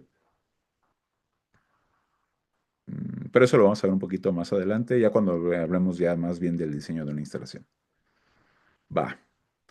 Y aquí está el tercer tipo de circuito que sería el circuito mixto, y aquí es una combinación de los dos. Si te das cuenta, por ejemplo, aquí en el de abajo, estos dos están en serie y están conectados a la vez a dos en paralelo. Ahora, voy a instalar algo así. La realidad es que no, pero un conductor que es demasiado largo o que no fue bien calculado puede actuar como una resistencia en serie con el resto de mi instalación. Entonces, estos focos podrían simbolizar más o menos un conductor que no fue bien calculado y que me está generando una resistencia, y entonces estos focos que están en paralelo no les va a llegar la tensión necesaria. A veces sí, sí, a veces sí va a llegar una tensión con la cual puede funcionar, pero sí llega una menor tensión. Entonces, era lo que te decía, la resistencia no es algo que me preocupa constantemente en mi instalación, porque para iniciar, no todo lo que yo voy a conectar son resistencias, o sea, un televisor no necesariamente es una resistencia, o una bomba de agua, menos va a ser una resistencia. Entonces, pero sí es importante que se entienda que si tengo o se generan resistencias dentro de mi instalación, se pueden generar fallas dentro de mi instalación. ¿Sale? Aquí pusieron un video, pero no se puede activar. Circuitos y cargas eléctricas. Tipos de cargas eléctricas. Vamos a leer esta parte. Dice, cargas continuas. Es aquella que se mantiene constante durante un periodo prolongado, como la alimentación de un sistema de climatización o refrigeración. En este caso, normalmente una carga continua es cuando un elemento se tiene, está encendido más por más de 3 horas, ¿no? Pero a plenitud. Aquí, por ejemplo, dice un sistema de refrigeración, pero la realidad es que el refrigerador pues no siempre va a estar actuando a plenitud. Lo que va a actuar va a ser el sensor, ¿no? Ese sensor sí va a estar activo todo el tiempo, pero el sistema de refrigeración solamente cuando detecta que la temperatura ya subió, entonces sí activa el sistema de refrigeración para que la temperatura baje. Pero algo que sí podría haber como una carga continua es luces, ¿no? O sea, las luces de algún espacio dentro de una casa, sí. El televisor también lo podría ver como una carga continua. La computadora también puede verse como una carga continua, ¿no? Es muy difícil determinar. Normalmente en residencia es muy complejo determinar qué es una carga continua, pero en industria no. En industria sabemos que sí hay cargas o motores que van a estar una gran cantidad de tiempo activas. Entonces a esto se le puede dar se puede determinar como una carga continua, ¿no? Y esto me va a afectar porque pues se le va a considerar su capacidad más un 25% más, ¿no? Entonces, si tiene una capacidad de 100 watts, se le va a considerar una carga de 125 watts, o sea, de una mayor capacidad. Y carga intermitente es aquella que varía en el tiempo, como la alimentación de dispositivos electrónicos, iluminación o electrodomésticos. Esta carga se calcula teniendo en cuenta el factor de simultaneidad, que considera la probabilidad de que todos los dispositivos conectados funcionen al mismo tiempo, que es un factor de demanda, que es poco probable que yo tenga toda mi instalación conectada al mismo tiempo, a menos que mi casa sea muy pequeña, ¿no? Si mi casa es muy pequeña y tiene una capacidad como de 3000 watts, de 3 kilowatts, entonces sí se podría considerar que todo lo podría encender al mismo tiempo y podría ocupar todos sus contactos al mismo tiempo porque es demasiado pequeña la casa. Pero si hablamos de una casa de arriba de 3 kilowatts, pues ya se considera que voy a tener factores de demanda. Estos factores de demanda, pues consideran que no voy a tener toda esta instalación que yo puse, que yo armé, no la voy a conectar a toda su capacidad al mismo tiempo, ¿no? Esto obviamente en residencia, porque hay espacios o lugares donde yo no puedo tener factores de demanda, no puedo considerar factores de demanda, como que un hospital. O sea, un hospital sí puedo considerar que a lo mejor en algún momento dado tengo todo conectado y todo dispuesto al mismo tiempo, ¿no? Un lugar donde a lo mejor también, la verdad es que ahí no me he metido mucho en hotelería, ¿no? Pero a lo mejor un hotel, sí podríamos hablar que una gran coincidencia en algún momento todos los cuartos estén encendidos, las luces y ocupados todos los contactos, podría llegar a suceder, ¿no? Entonces, sí, dudo que se le aplique un factor de demanda. O sea, que yo diga, de toda mi instalación solamente voy a ocupar el 60%. No, ahí seguramente sí debería de considerarlo al 100%. ¿Qué pasaría si no lo considero así? Si yo considero que solamente voy a ocupar un porcentaje, entonces a lo mejor alimentaría con conductores más pequeños, que es lo que sucede normalmente en una casa, que no considero que voy a llegar y prender todas las luces y ocupar todos mis contactos al mismo tiempo a toda su capacidad, no. Pero en un lugar como un hospital, sí debo de considerar que todo lo que se instaló, todos los contactos, toda la luminaria, se puede conectar todo al mismo tiempo. Entonces, ahí sí tengo que considerar que mi factor de demanda lo voy a tener al 100%. No sé si se entendió esta parte del concepto. Espero que sí. Ahora, aquí viene un elemento que se utiliza mucho para medir, que es el multímetro. De hecho, el que viene en la ilustración normalmente lo utilizan no los electricistas, sino los electrónicos. Aquellos que se dedican más que nada en una mesita a revisar el celular o un televisor o una computadora, ¿no? Que se dedican a la reparación. Bueno, ellos utilizan más este multímetro. Pero hay cosas que me interesa que observen de este multímetro y es que puede medir en distintas corrientes. Por ejemplo, aquí, este que dice la V, que es volts o tensión, y que tiene una línea y tres puntitos abajo, es corriente continua. O sea, es como si quisiera medir la tensión de una batería, ¿no? Y este que tiene la ondulación es el que mide tensión en corriente alterna, ¿no? Pero además, si te das cuenta, en cada una de estas tensiones existen distintos valores. Entonces, este es multirango. Quiere decir que para yo medir, además de ponerlo en tensión, tengo que saber el rango en el que lo voy a medir. Por ejemplo, si me voy a corriente alterna, tensión de corriente alterna, me da dos rangos, el de 200 y el de 750. Si yo fuera a medir entre fase y neutro, pues por lo regular me daría 127, entonces entra en el rango de 200. Pero si yo fuera a medir entre dos fases, me daría arriba de 200, 220 sería lo normal. Entonces tendría que cambiar el rango a 750, ¿sale? Y algo importante aquí es la selección de las puntas de prueba. Yo aquí tengo un multímetro, se los voy a mostrar. Aquí, aquí vienen bornes, ¿no? Donde se conectan las puntas de prueba. El multímetro que yo tengo, la verdad es que ya viene conectada a las puntas de prueba de manera directa, no viene con bornes. Voy a dejar de compartir para que se pueda ver mi cámara por completo. Este multímetro que les voy a mostrar es más bien un multímetro de electricista porque me permite medir la corriente de manera más fácil que el otro. Es este. Este multímetro es el que normalmente utiliza un electricista. Tiene una pinza amperimétrica, un gancho amperimétrico que en este caso no cierra. Así está diseñado. Pero normalmente estas cierran. Estas dos puntas cierran. Y es una pinza amperimétrica. Quiere decir que cuando yo pongo un conductor por medio en este punto, puede medir la cantidad de corriente, ¿no? O sea, la cantidad de electrones que está fluyendo. Y en el caso del otro multímetro, tengo que abrir el circuito para poner el ambiente y se vuelve más complejo. Entonces, por eso nosotros, bueno, yo como electricista no utilizo ese multímetro, sino que utilizo este porque es mucho más fácil agarrar un conductor, meter el conductor en el gancho o en la pinza perimétrica y medir la cantidad de corriente.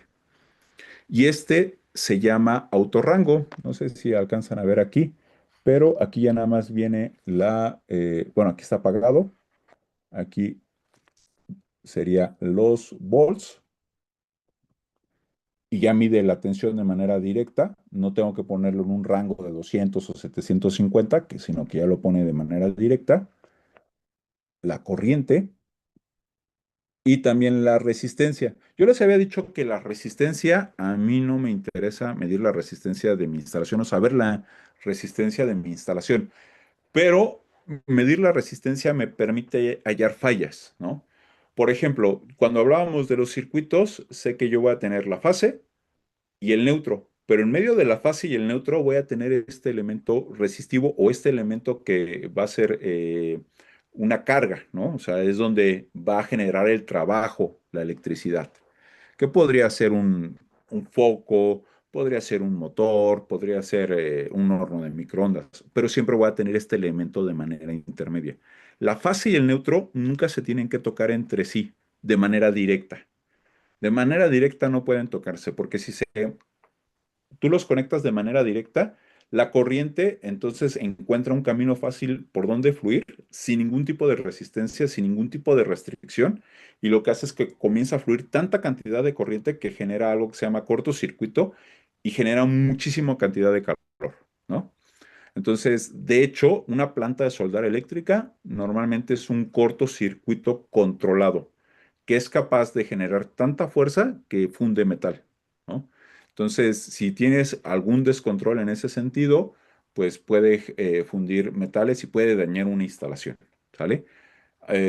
Más adelante voy a ser un poquito más específico en la parte de, el cortocircuito y la sobrecarga y los diferentes problemas que se generan en una instalación, pero medir la resistencia me va a permitir detectar una falla. Por ejemplo, si yo pongo mis dos puntas de prueba,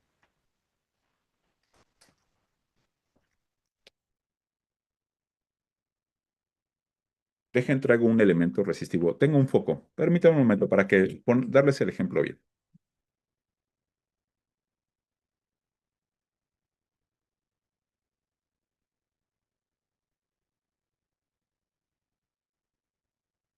Voy a ocupar este foco. Este foco es un foco incandescente. Ya normalmente no se utilizan. A mí me funcionan muy bien para dar explicaciones, pero la realidad es que ya no se utilizan dentro de las instalaciones y es poco común, ¿no?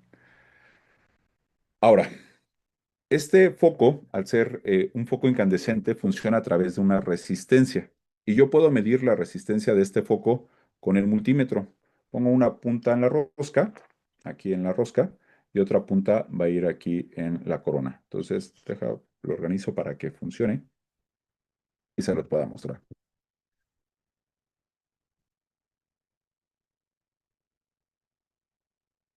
No sé si se alcanza a escuchar, pero ya está detectando la resistencia. Ay, déjame ver cómo lo hago para que lo puedan ver.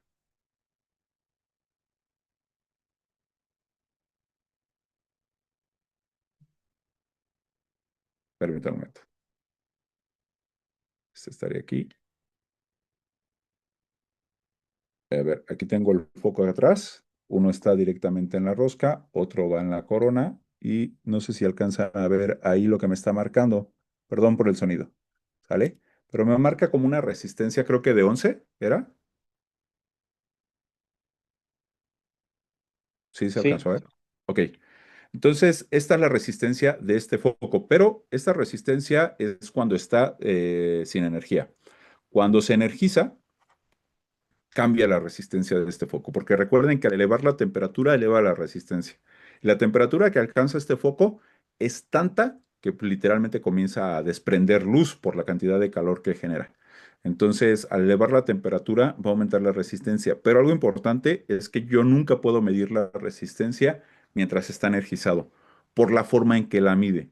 Lo que hace es que manda una pequeña tensión a través del circuito y detecta la cantidad de tensión que regresa. Calcula la caída de tensión y a través de eso mide la resistencia, ¿sale? Si yo lo pusiera en un sistema energizado, si yo midiera la resistencia en un sistema energizado, lo más seguro es que dañaría mi multímetro. Tienen fusibles por lo regular, pero podría quedar descalibrado. Y hay ciertos multímetros que no valdría la pena mandarlos a calibrar de nuevo. Sería más fácil volverlos a comprar que calibrarlo, ¿no? Entonces, la resistencia nunca se mide energizada. Pero si yo tengo un sistema totalmente desenergizado y yo pongo una punta en la fase y otro en el neutro, me tendría que detectar la resistencia de los elementos posiblemente resistivos que yo tenga o mandarme directamente a esta medición, que es OL. OL significa que tengo tanta resistencia, dice, es tanta tu resistencia que no la puedo medir. Es demasiada. No significa que la resistencia sea cero. Significa que la resistencia es tan grande que excede su capacidad. Ya no es medible, ¿sale? Entonces, si yo, por ejemplo, pusiera entre la fase y el neutro cada punta, este sí lo puedo hacer aquí, los junto y me da este valor, ahora sí me da cero, perdón por el sonido, me da cero, ¿no? Si yo tuviera una resistencia de cero entre fase y neutro, quiere decir que en un punto de la instalación, la fase y el neutro se están tocando sin restricción. Entonces, si yo energizo, en este punto donde se está tocando, la corriente va a encontrar un camino fácil por donde fluir y va a comenzar a fluir una gran cantidad de corriente y me va a generar un cortocircuito. ¿Sale? Entonces, a pesar de que yo no mido la resistencia así de, ¿cuánta resistencia tiene? No, lo que sí me interesa es detectar fallas, ¿no? En este caso, un cortocircuito, un espacio donde se pueda estar tocando la fase y el neutro sin restricción. Para eso sí me puede servir la resistencia dentro de una instalación, medir esta resistencia, ¿sale? ¿Hasta aquí tenemos alguna duda?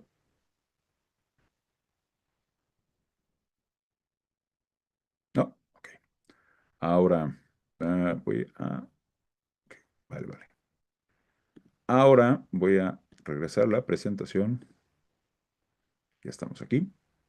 Ok. Entonces, este multímetro que se ve aquí sería más bien un multímetro de mesa para una persona de electrónica y el problema que yo tengo es que para medir la corriente se tendría que abrir el circuito conectar de un lado la alimentación en una punta, en la otra parte se conectaría la carga y tendría que pasar la corriente a través de los conductores. Básicamente, eh, adentro del multímetro hay una pinza o una dona amperimétrica, lo mismo que yo tengo aquí afuera. Entonces, circula por dentro. Entonces, yo tengo que volverlo parte de mi circuito. Entonces, estar abriendo los circuitos para que circule la corriente en esta dona perimétrica dentro de esto, pues no, no me conviene, ¿no? O sea, si medir, quiero medir cuánto consume tu horno de microondas y abrir ahí no, sería mucho, mucho rollo, no, no valdría la pena. Pero ya con este, simplemente pongo el conductor que está alimentando al horno de microondas, y ya puedo medir la cantidad de corriente que circula a través de él.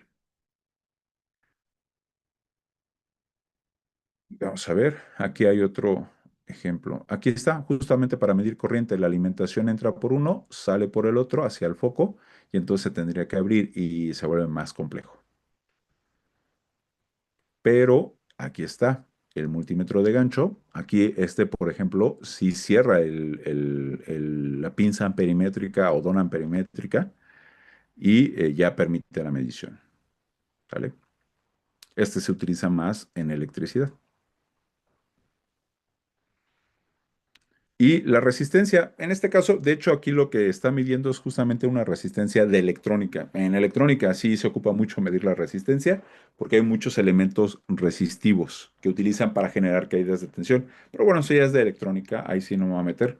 Pero yo generalmente la resistencia la utilizo para detectar fallas o detectar también continuidad, saber a qué circuito pertenece un contacto, por ejemplo, ¿no? Pero obviamente siempre se tiene que hacer sin energía. La resistencia siempre se mide sin energía. Ya está. Ahora, vamos a hablar un poquito de la parte de seguridad. Bueno, esto va a depender. No sé si ustedes trabajan con elementos eléctricos, si trabajen directamente en obra o bueno, también como residentes, ¿no? Pues es importante entender que la electricidad sí es un elemento, un flujo bastante peligroso, porque al final de cuentas nosotros pues, somos buenos conductores de electricidad, pero muy malos para resistir la electricidad, ¿no? Todos nuestros músculos, de hecho, pues básicamente se mueven a través de impulsos eléctricos, pero estos impulsos eléctricos, pues está diseñado nuestro cuerpo para estos impulsos eléctricos, de tal manera en que nosotros no sentimos la electricidad fluyendo a través de nosotros, pero sí existe, son pequeñas tensiones, ¿no? El problema radica en cuando yo me encuentro con un estímulo externo, ¿no?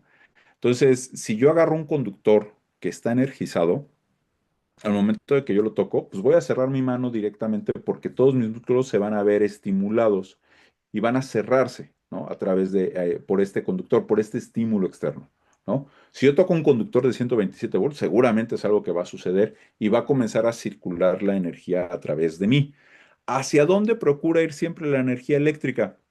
Hacia tierra siempre. Entonces, tú puedes decir, bueno, pues es que yo no cierro el circuito con nada. Simplemente por estar parado y el estar agarrando un conductor, ya va a circular a través de ti. Y aunque tú creas que tu tenis tiene un aislante muy grande, ¿no? Dices, no, pues es que tiene una suela así de gruesa, de plástico. Pues es aislante, ¿no?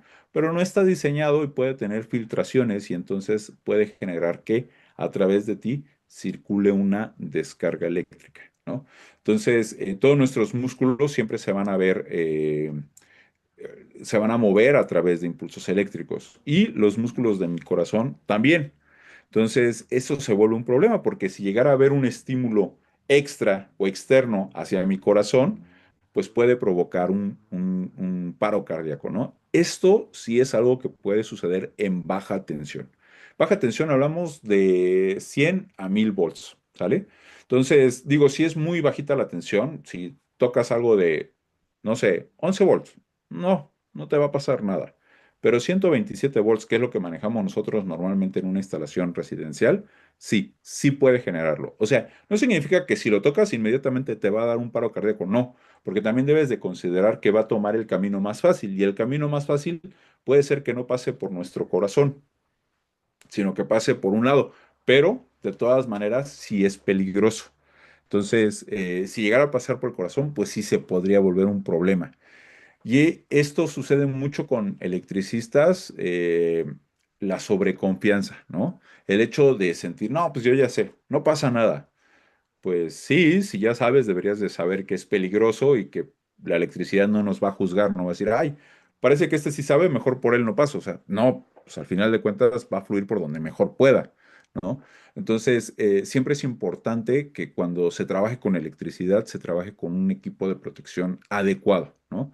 Entonces, para mí el mínimo, digo, sí está aquí obviamente un casco. Si yo estoy trabajando en obra, pues es importante utilizar un casco porque yo no sé si arriba de mí pueda caer algo o desprenderse algo o puedan tirar una herramienta que pueda caer directamente hacia mí o se pueda desprender un conductor y pueda tocar mi cabeza. Entonces sí es importante tener un casco dieléctrico que me vaya a proteger en este caso, ¿no? Pero si yo voy a hacer una instalación, por ejemplo, en una casa y voy a instalar contactos, pues veo poco riesgo de que me vaya a caer una herramienta, ¿no? Entonces, para mí, trabajar con electricidad, el mínimo debería de ser trabajar con guantes, aunque les voy a comentar una cosa, en baja tensión no hay ningún guante, ni uno, ni uno, ni uno, ni uno, que yo sepa que exista, que tenga una certificación para trabajar con línea viva, ¿no? Con líneas energizadas. De repente hay unos que me dicen, "Ay, estos, no me acuerdo cómo se llaman, estos de tela que tienen un recubrimiento plástico, que dicen, no, es que estos, no, tampoco. Porque es más, los mismos hilos del conductor, simplemente si se llega un hilo a salir y tú lo llegas a tocar, puede introducirse directamente en estos guantes de nitrilo y tocar tu dedo y darte una pequeña descarga, ¿no? Entonces, no es infalible, ¿no? Y los guantes de piel sí me ofrecen un aislante, pero pues hay muchas condiciones que pueden cambiar esta condición de aislado, ¿no? O sea, simplemente mis manos pueden sudar y al sudar pueden disminuir la resistencia de los guantes, ¿no? Hay algo importante, un pequeño dato, nomás para que lo consideren. El agua por sí mismo no es un conductor, o sea, solita el agua no es un conductor. Pero todos los minerales que están dentro del agua es lo que hace que se vuelva un conductor, los minerales que están en el agua, ¿no? Entonces, mi sudor, pues obviamente va a tener sal, y entonces este va a provocar que pueda disminuir la resistencia del guante. En media tensión, de 1000 a 25.000 volts, sí existen guantes con certificación, ¿no? Y estos guantes, pues es un guante. Ay, de hecho, creo que son tres, ¿no? Y hay un guante plástico que se ve, que parece así como para lavar los trastes, pero no. Este guante sí es especializado, sí es un aislante y normalmente llega hasta por acá y ya no puedes mover mucho la mano. Estos sí tienen certificaciones, ¿no? Porque obviamente ya el nivel de tensión que están manejando es muy superior. Pero sí es importante, a pesar de que el guante no tenga una certificación, tener todavía un aislante, algo que me vaya a alejar un poquito más de las líneas vivas, porque en algunas ocasiones es inevitable, o por lo menos para mí que yo soy electricista, para mí ha sido inevitable en algunas ocasiones trabajar con línea viva. Por lo regular o lo más seguro es bajar el interruptor y siempre trabajar con los circuitos desenergizados. Pero, ¿qué pasa si lo que yo voy a cambiar es el interruptor principal?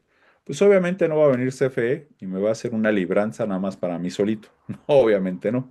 Entonces, los conductores que vienen de parte del suministrador no se van a cortar y van a seguir teniendo energía, ¿no? Entonces, para mí sí es importante tener un protocolo de seguridad y en este caso, como parte de mi protocolo, tener un equipo de seguridad que vaya a evitar que yo sufra algún daño, ¿no?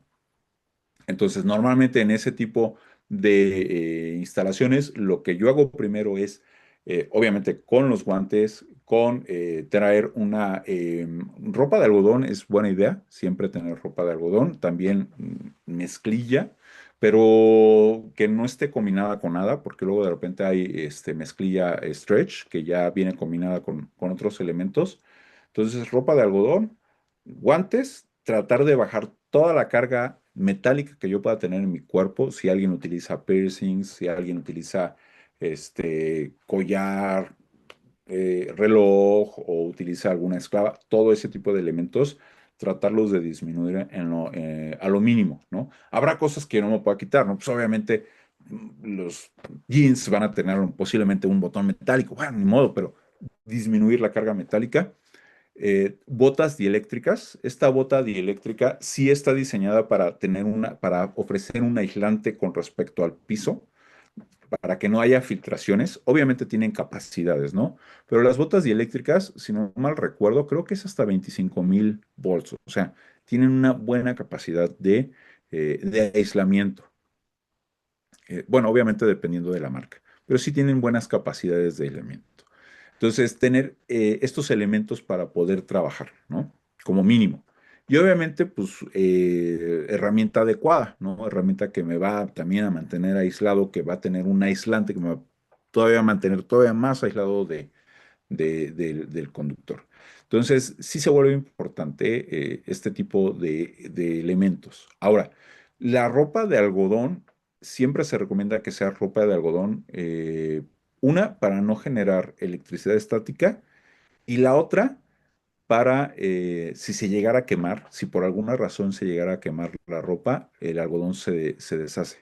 Y la ropa sintética que no está diseñada para un elemento dieléctrico o como un elemento dieléctrico, lo que va a suceder es que se puede derretir.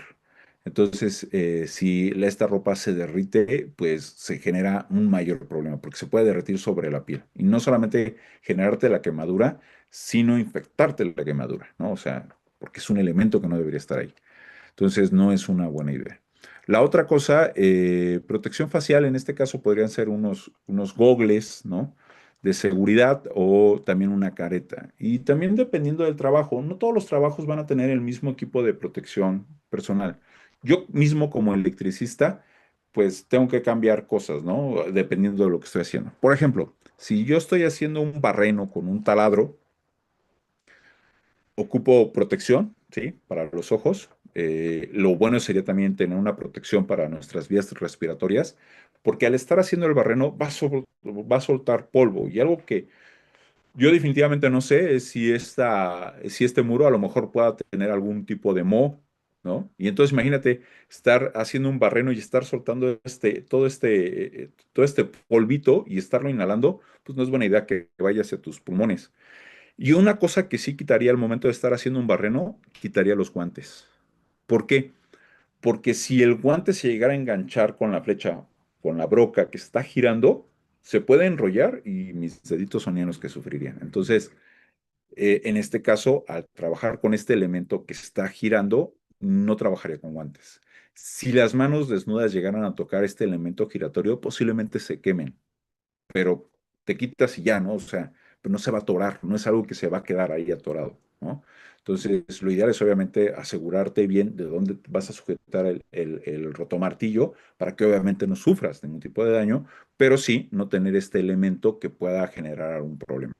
Collares, corbata, cualquier cosa que quede colgando, todo se tiene que recoger. Si el cabello largo se tendría que recoger, obviamente, para que no se atorara al momento de estar haciendo un barreno. Entonces, el equipo de protección personal pues va variando dependiendo del trabajo que estemos desempeñando. A pesar de que yo sea electricista, pues si estoy ocupando estos elementos que son giratorios o un esmeril para hacer una ranura, pues también no puedo ocupar algo que se pueda atorar dentro de este elemento giratorio y que pueda generar un problema mucho más grande, ¿sale?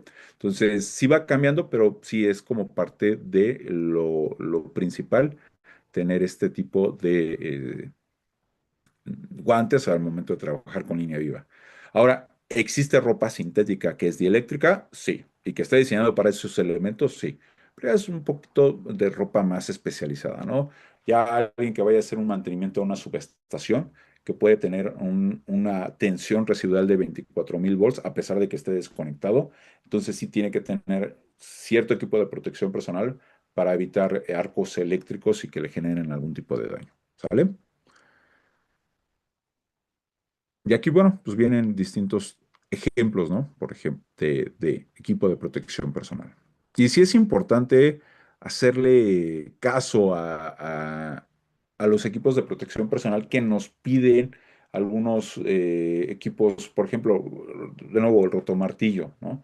Te puede pedir que tengas cierto equipo de protección personal o que venga con algunos elementos de seguridad. Por ejemplo, un esmeril trae un elemento que es una guarda, que es una parte metálica que evita que la viruta o lo que esté desbastando, cualquier residuo de lo que esté desbastando, vaya directamente hacia ti. Entonces, no tratarlo de modificar, sino la idea es mantener estos elementos de seguridad. Porque luego la gente sí lo quiere modificar. Ay, no es que no puedo con esto, o me estorba, XY, y entonces comienza a disminuir la seguridad, el rango de seguridad de su trabajo, y pues puede perjudicarlos a ellos, ¿no?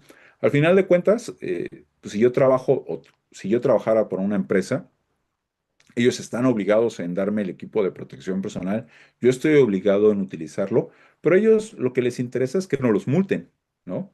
A mí lo que me interesa es mantener mi integridad física y es lo que debería de interesarme. Entonces, también algo que llega a suceder, no sé si alguno de ustedes tenga trabajadores electricistas, pues es que es importante que ellos resguarden su integridad física, ¿no? O sea, no tenemos manos de reserva, ojos de reserva, pulmones de reserva, o sea, no existen reemplazos, ¿no? Pierdo algo, ya lo perdí, o sea, no hay un reemplazo, ¿no? Entonces siempre es importante, pues no, porque luego de repente me he topado con mucha gente de, ay, no, es que a mí me gustan mis manos de hombre y cositas por el estilo para no utilizar, por ejemplo, los guantes, ¿no? Y pues la verdad, yo lo único que escucho es, no sé utilizarlo y utilizo mi pretexto más varonil que pueda yo poner para no utilizarlo, pero pues en realidad lo único que yo estoy diciendo es no tengo la capacidad o pues sí, no tengo la capacidad de utilizar un guante, ¿no?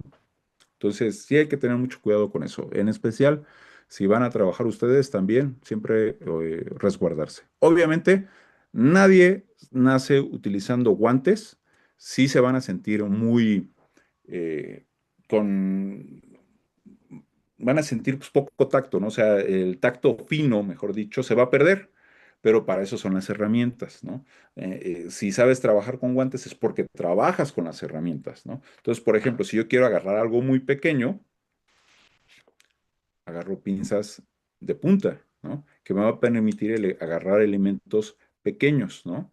Si yo quiero agarrar algo con firmeza, pues agarro pinzas de electricista, ¿no? Entonces, eso es importante, ¿no? Que si yo voy a trabajar con guantes es porque voy a trabajar con mis herramientas. No lo quiero hacer todo con mis deditos. ¿Sale? Ahora, en el caso del protocolo de seguridad, esto es importante. Hay algo que yo siempre menciono normalmente que los electricistas, o bueno, el trabajo de electricidad es un trabajo en parejas. Yo sé que no siempre se puede, porque el presupuesto no da luego para pagarle a dos personas. Si voy a cambiar yo un contacto, pues no voy a llevar a alguien, ¿no? Es difícil que alguien te pague lo de dos personas, es decir, yo el otro, ¿para qué lo quieres? Bueno, se vuelve importante si estoy trabajando con electricidad, porque es como alguien que me está resguardando, ¿no? O sea, si a mí me llega a pasar algo, si yo llego a sufrir un accidente eléctrico, la otra persona pueda reaccionar y ir inmediatamente al interruptor principal y cortarlo, ¿no? Saber qué hacer, o sea, ponerme de acuerdo con otra persona de qué es lo que se tiene que realizar. Ahora, si yo voy solo, pues tengo que considerar varias cosas. Una, ¿dónde está el interruptor principal? Dos, lo más recomendable es siempre trabajar sin energía eléctrica dentro de lo que cabe. Curiosamente, nosotros como electricistas, pues sí, también mucho depende del clima, porque no es una buena idea trabajar con electricidad al momento de que está cayendo una tormenta eléctrica, por ejemplo, no es como lo mejor, ¿no? Entonces, pues sí, entonces elegir no el día, sino más bien lo que se va a realizar, ¿no? Yo entiendo que no se puede parar, obviamente, pues nuestra vida laboral así, está lloviendo y está cayendo truenos, pero ¿qué es lo que estoy haciendo mientras está sucediendo, ¿no? A lo mejor avanzarle en otra parte del proyecto que no tenga que ver directamente con la parte eléctrica, sino con la medición, el cálculo, algo distinto, ¿no? Y la otra cosa es tener el equipo de protección personal. Por lo regular en industria normalmente se bloquean los circuitos, ¿no? O sea, yo voy a trabajar en un circuito, se pone un candado para que se bloquee y nadie pueda llegar y subir por error este circuito, ¿no? Sino que al verlo bloqueado, pues se entienda que se está trabajando en este circuito y no se desbloquea. Pero luego en residencia es difícil, ¿no? Pues la ventaja que tiene la residencia es que son lugares más pequeños, más concentrados y pues que obviamente todo se sabe lo que está sucediendo, ¿no? Entonces, simplemente desenergizar y trabajar con línea muerta, siempre es sin energía. Vuelvo a repetir, no siempre sucede, por lo regular cuando trabajo con línea viva, siempre aíslo esta línea, ¿no? O sea, por ejemplo, si voy a cambiar el interruptor principal, lo que voy a hacer es eh, saco la línea, es la primera cosa que voy a retirar, la aíslo, pongo cinta de aislar, lo aíslo completamente y ya trabajo tranquilo con todo lo demás. Voy a colocar el nuevo elemento, coloco todo y al último coloco el conductor energizado, ¿no? Para disminuir o tratar de disminuir mi punto de riesgo, la zona de riesgo, y siempre trabajar con el equipo de protección personal. Eso sí, no dejarlo de lado. Ahora, en el caso de las herramientas, bueno, pues existe una gran cantidad de herramientas y también entra dentro de la parte de seguridad, porque las herramientas eléctricas tienen que estar en un buen estado para que funcionen correctamente, porque también tienen una parte de aislante. En este caso, por ejemplo, las herramientas eléctricas por lo regular tienen una mayor cantidad de aislante. Por ejemplo, este es un desarmador y este desarmador, si se dan cuenta, toda el alma, excepto la punta, está forrada, ¿no?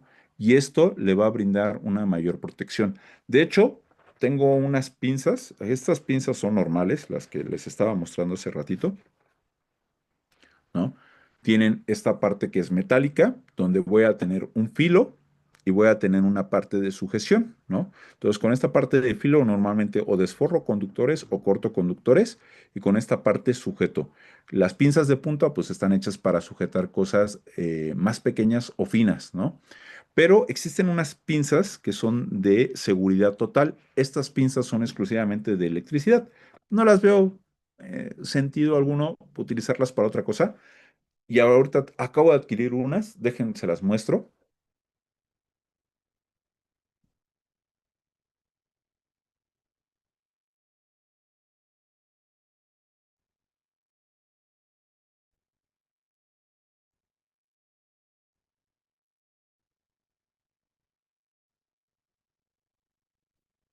Estas pinzas de seguridad total, hasta voy a dejar de compartir para que se vea mejor. Ya está. Son estas y si te das cuenta, toda la pinza es de plástico, toda la pinza. Entonces, estas están diseñadas exclusivamente para trabajar con línea viva, ¿no? Tienen una capacidad, si no mal recuerdo, de 1000 volts. Se lo vi por aquí, pero la verdad es que ahorita no lo alcanzo a ver. Sí, 1000 volts.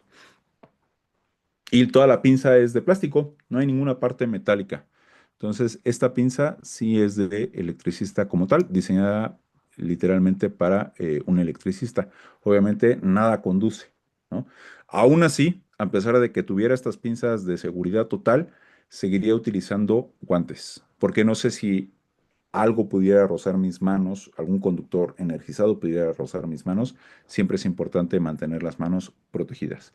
La otra cosa es que los guantes no solamente van a servir como un aislante, sino también como una protección, porque también utilizamos herramientas de corte. Entonces, estas herramientas de corte algún error, una falla, y podrías estarte cortando alguna parte, pues, tu piel, ¿no? O sea, la mano, los dedos, entonces algo que tenga como protección. Entonces ahí es importante, sí, tener una protección en nuestras manos para que no suceda nada. Listo. Y vuelvo a compartir. Ok. Y entonces, pues existen diferentes tipos de herramientas. Aquí, por ejemplo, estas pinzas son unas pinzas desforradoras, ¿no? Estas pinzas, pues, nos van a permitir introducir el cable, elegir la medida del cable y se va a llevar el forro. En teoría, así funcionan. El problema que existen con este tipo de pinzas es que obviamente el espacio que dejan es totalmente redondo y en muchas ocasiones el conductor no viene totalmente redondo, sino viene ovalado y te puedes llevar hilos al momento de cortar y sí se vuelve un problema, porque si habíamos dicho que el conductor es como una carretera, al cortar hilos es como si te volaras carriles, ¿no? Entonces, todavía reducirías más la capacidad de este conductor. Entonces no es buena idea llevarse hilos. Este tipo de pinzas desforradoras, por lo regular, a mí no me encantan. Hay otras pinzas desforradoras que son como automáticas. No sé si aquí ven algún ejemplo, creo que no. Esas muchas ocasiones no tienen los espacios para el conductor, sino que viene una parte plana, simplemente se elige o se calibra a qué, cuánto es lo que se va a desforrar y se lleva solamente el forro. Ahí sí ya no se llevaría el conductor, ese sí me gusta un poco más. El problema que existe con estas pinzas y las otras es que luego no entran en espacios más reducidos y entonces se tiene que utilizar las viejas confiables que son las pinzas de corte diagonal, que nos permite desforrar, porque literalmente solo es de corte, entonces nos permite desforrar más preciso, de forma más precisa, y que luego sí entra, ¿sale? En espacios más reducidos. La otra cosa que vamos a encontrar en herramienta eléctrica, aquí, esto que se ve aquí es una guía eléctrica. Normalmente esta guía eléctrica le sirve a los electricistas para poder pasar conductores. Porque luego pasar los conductores por una canalización se vuelve complejo. Entonces, la guía eléctrica está diseñada para que se pase. Literalmente es pues, ¿cómo podríamos decir? Un filamento puede ser de plástico o podría ser también metálico y nos va a permitir hacer circular el conductor del punto A al punto B. Y en especial cuando quiero meter varios conductores, ¿sale? Las tapas de estas cajas, a ver, voy a leer un dato que me pusieron aquí. Dice, las tapas de estas cajas de medición son conductores de electricidad. Sí, de hecho, todo lo envolvente por ejemplo, la base para medidor, que es lo que me estás mostrando, o el centro de cargas, o el interruptor de cuchillas, que es el de fusibles, por lo regular son metálicas. Entonces, sí pueden conducir electricidad, pero todos los puntos donde se conecta la electricidad está aislada del envolvente. Entonces, por lo regular, no lo toca, ¿no?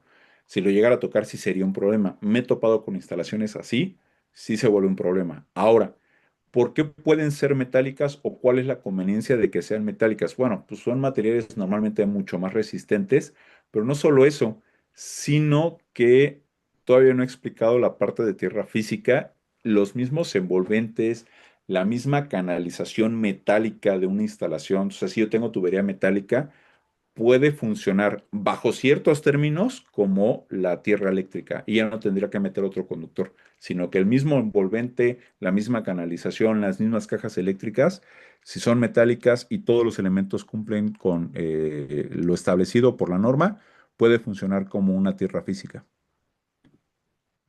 Así que por lo regular no es peligroso en baja tensión. En media tensión sí se te pide que estés alejado de los puntos metálicos de los envolventes, ¿no? Que ya estamos hablando de subestaciones de 23.500 volts. Ahí sí, no es buena idea acercarse tanto, ¿vale? No sé si por ahí va tu duda o lo que querías mencionar, compañero.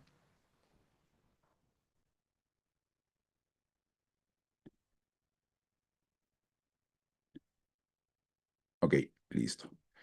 Entonces, pues, otra cosa que como utilizamos comúnmente, pues la cinta de aislar. Es un elemento que ocupamos mucho para aislar los puntos que desnudamos de un conductor cuando hacemos uniones, empalmes, cosas por el estilo. Pero sí también hay que considerar la calidad de la cinta de aislar porque hay calidades que a futuro literal salen como si nada y no cumplen su función de aislamiento como tiene que ser, ¿no? Entonces, las mejores marcas, pues sería 3M la Scotch Super 33 y de baja gama pues sería una marca que se llama Nito, de hecho hasta me gusta más que 3M en gama baja, pero sería lo más adecuado. Y existen otras cintas de aislar que aquí no viene, que se llama autofundible o sería la cinta vulcanizada, que cuando la enrollas sobre sí misma, con el tiempo se va autofundiendo y se vuelve como una sola pieza de aislante. O sea, no es como si estuviera, como si la estuvieras enrollando nada más, sino que al tocarse a sí misma, se autofunde, ¿no? Y entonces hace toda una pieza de aislante.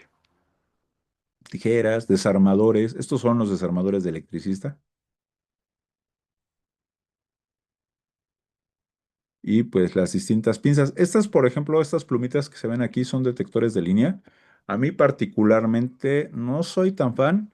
Sí funcionan, sí tienen su función, pero su función es para mí muy limitada y luego la gente quiere extender su funcionamiento a cosas que no van. Para mí es mejor el multímetro porque el multímetro me da valores de lo que estoy midiendo. Y este solamente hace un sonido y literal es, detecta la tensión y te hace un sonido, pero no te dice si son 120 volts, si son 70 volts, si son 90 volts. Entonces puede estar sonando por algo que a lo mejor no sea adecuado, una tensión adecuada. Y pues ya está. Y aquí pues podemos ver los equipos eléctricos, en este caso pues equipos de protección, la base para medidor, contactos, chalupas, tubería, canalización, que es la parte que yo creo que vamos a ver o vamos a comenzar a ver la siguiente semana. En este caso, ya vamos a comenzar a ver justamente la identificación de los puntos donde vamos a tener los diferentes elementos y los elementos de protección que también se hacen muy relevantes, que sería pues aquellos que me van a ofrecer una protección contra cortocircuito y sobrecarga, que van a evitar accidentes y cómo funcionan. Y la otra cosa es cómo podemos tomar pues ya decisiones al momento de tener una instalación. ¿Por qué? Porque luego de repente, si un interruptor termomagnético está constantemente disparándose, luego, o lo que he visto es que la solución es cambiar el interruptor termomagnético.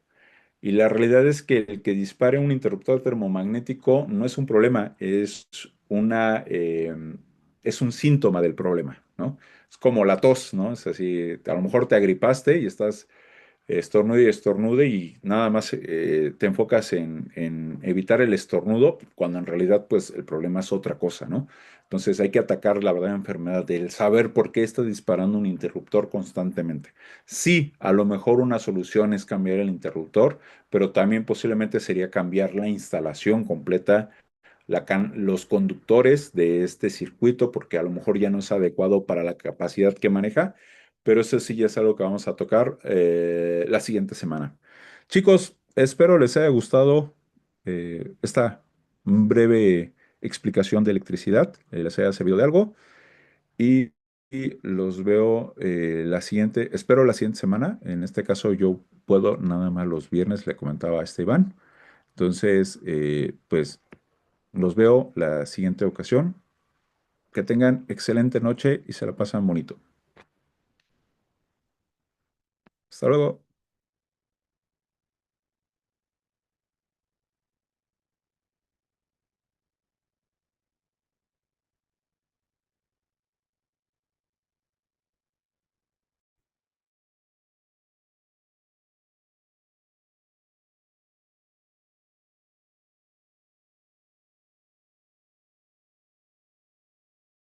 Recording